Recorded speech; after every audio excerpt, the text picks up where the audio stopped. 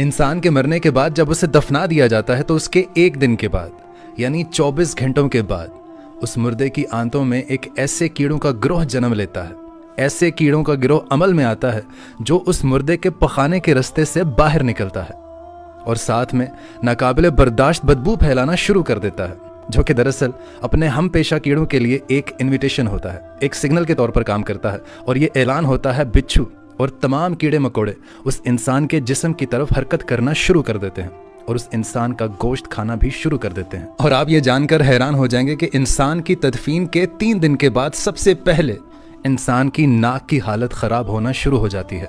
6 दिन के बाद इंसान के नाखून गिरना शुरू हो जाते हैं और 9 दिन के बाद इंसान के बाल भी गिरना शुरू हो जाते हैं और 9 दिनों के बाद इंसान के जिस्म पर एक भी बाल मौजूद नहीं रहता